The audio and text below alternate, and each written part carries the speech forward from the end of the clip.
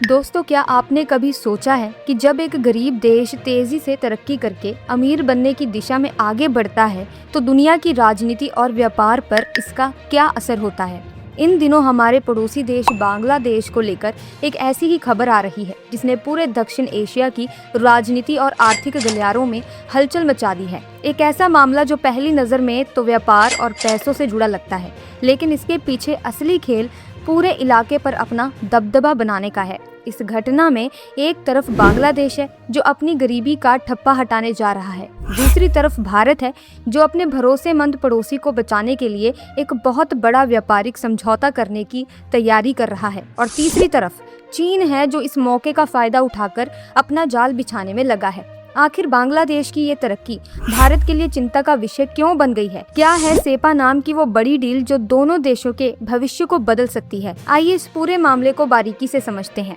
इस पूरी खबर को समझने के लिए सबसे पहले हमें एक तकनीकी शब्द को बहुत ही अच्छे से समझना होगा जिसे LDC यानी कि लीस्ट डेवलप्ड कंट्रीज कहा जाता है। दुनिया में संयुक्त राष्ट्र नाम की जो सबसे बड़ी संस्था है उसने उन देशों को इस सूची में रखा है जो आर्थिक रूप से बहुत कमजोर हैं, जहां लोगों की आमदनी बहुत कम है और जहां गरीबी बहुत ज्यादा है। जब कोई देश इस LDC यानी सबसे कम विकसित देशों की सूची में शामिल होता है तो पूरी दुनिया उसे एक कमज़ोर बच्चा समझकर बहुत सारी रियायतें और छूट देती है।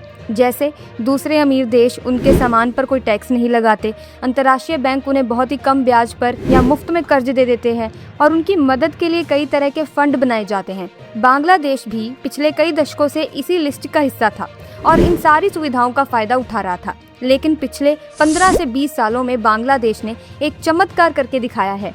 उसने अपने गारमेंट इंडस्ट्री को इतनी तेजी से बढ़ाया कि आज वो दुनिया में कपड़े निर्यात करने वाला दूसरा सबसे बड़ा देश बन चुका है। वहाँ की लाखों महिलाओं ने फैक्ट्रियों में दिन रात काम करके देश की तस्वीर बदल दी। जब बांग्लादेश की कमाई बढ़ी और वहाँ के लोगों का जीवन स्तर सुधरा तो संयुक्त राष्ट्र ने तय किया कि अब बांग्लादेश को गरीब देश की सूची से बाहर निकाल दिया जाए और उसे एक विकासशील देश का दर्जा दे दिया जाए।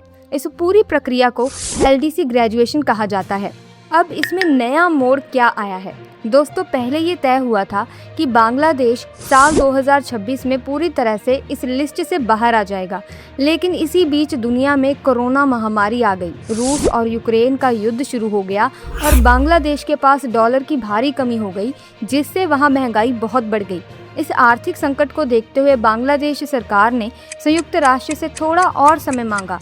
अब सबसे ताज़ा अपडेट ये है कि संयुक्त राष्ट्र ने बांग्लादेश को 3 साल की और अतिरिक्त मोहलत दे दी है, यानी अब बांग्लादेश नवंबर 2029 में पूरी तरह से LDC सूची से बाहर निकलेगा।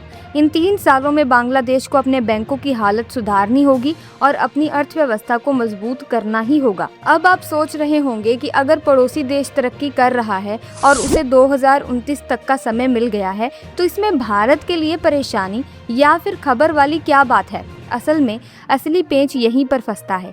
भारत और बांग्लादेश के बीच हर साल अरबों रुपयों का व्यापार होता है। भारत हमारे इस पड़ोसी देश को मशीनें, गाड़ियां, कपास, बिजली और बहुत सारा खाने पीने का सामान बेचता है।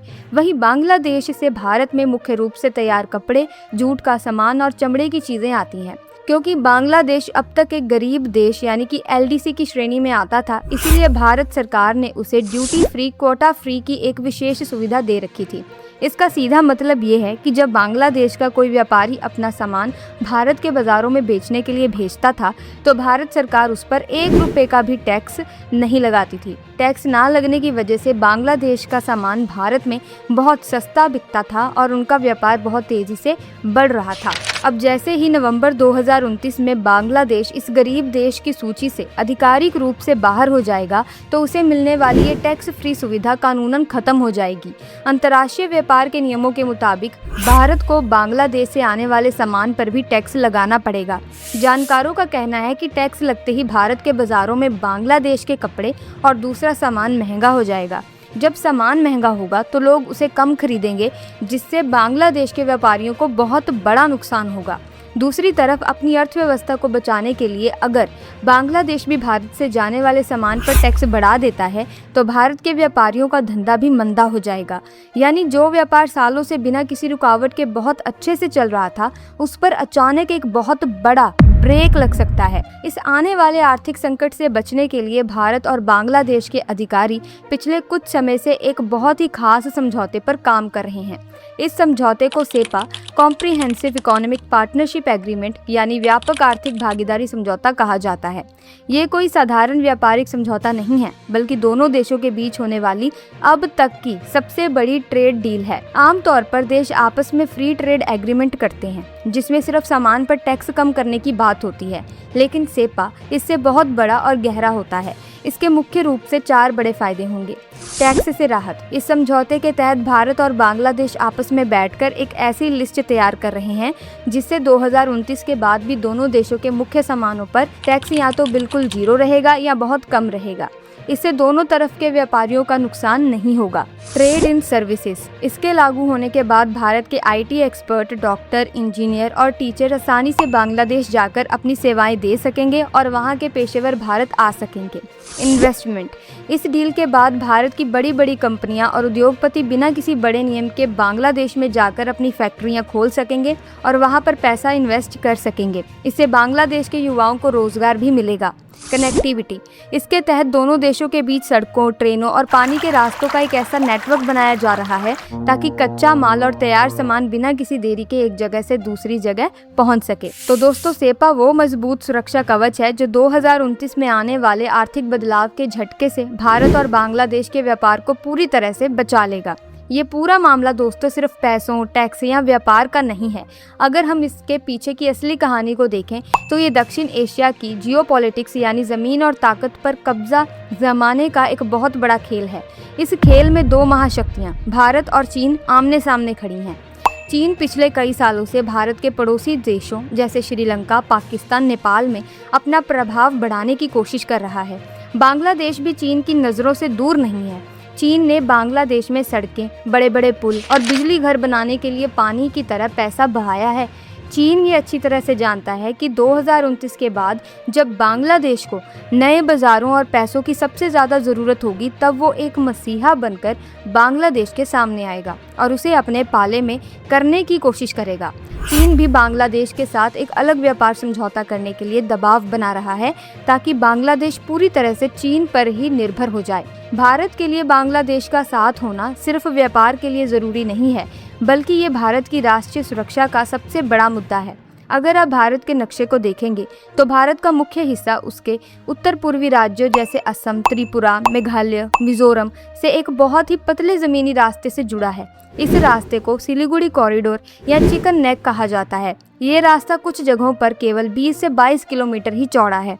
सुरक्षा के जानकारों का मानना है कि अगर कभी चीन के साथ कोई बड़ा विवाद या युद्ध होता है तो चीन की पहली नज़र इसी पतले रास्ते को काटने पर होगी। अगर ये रास्ता कट गया तो भारत का संपर्क अपने उत्तर पूर्वी राज्यों से टूट जाएगा।